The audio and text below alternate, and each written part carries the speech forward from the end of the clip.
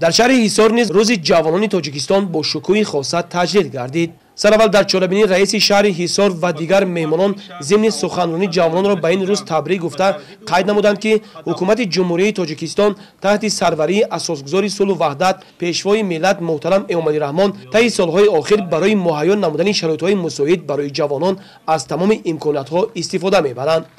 از جانب رهبری شهر به جوانان فعال افتخارنامه و تحفه‌ها سپرده شد.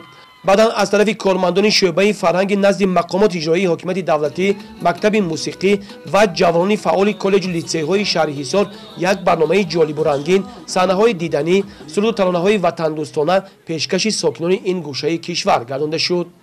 پیش از همه منتداری خود را به حکومت جمهوری تاجیکستان به اساسگزار صلح و وحدت ملی پیشوای ملت محترم امامعلی رحمان برای فراهم آوردن تمام شرایط‌های ارزنده برای رشد و تکامل یافتن جوانان می‌رسانم و آن کس را باور می‌کنم که ما جوانان مثل شاخاب‌های یک رود، میوه‌های یک باغ، فرزندان یک مادر با جسارت، متانت، شجاعت، صبر و تحمل، اتحاد و سرجمعی، زحمت صادقانه و صافدلانه، مسئولیت بلند و تشبث سازنده در پیشروی تاجیکستان عزیزمان سهمگذار باشیم و کل جوانان زیر یک شعار حکم برانیم. ما همه یک جایگی شکرانه وحدت کنیم، دشمنان تاجیکان را سخت در حیرت کنیم. گر بخواهیم تا ابد سرسبز باشد تاجیکان، یک دعای نیک بهر پیشوای ملت کنیم. ما جوانان پیروان پیشوای ملتیم. قابل ذکر است که از روی نقشه چاله‌بینی‌های شعبه کار با جوانان و ورزش نزد مقامات اجرایی حکومت دولتی شهر حصار ماه می سال روان بخشتر بر روز جوانان با اشتراک دایره وسیع جوانان چاله‌بینی‌های فرهنگی، فراغتی و ورزشی به نقشه گرفته شده گذرانده شده است. 30 روز جوانان اعلان گردیده بود که تا به امروز یک قطار چاله‌بینی‌های سیاسی، فرهنگی، ملاقات و واخوری و مسابقه‌های ورزشی بین نورسان جوانان در شهر حصار برگزار گردید.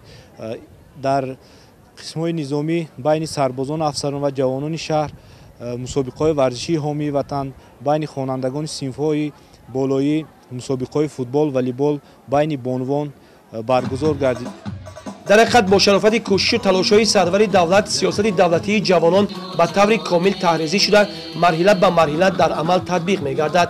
این به خصوص در شهر حصار در سمت دانش اندوزی، مساعدت بر رشد مهارت و ملکه جوانان، آموزش زبان‌های خارجی، تکنولوژی کامپیوتری و اختصاص و هنرهای زمانوی بر اعلی احساس می‌گردد. همینطور برنامه آماده نموده جوانان با شکوه و شهامت خاصه تا درگاه پیشکش ساکنان و مهمانان گردید.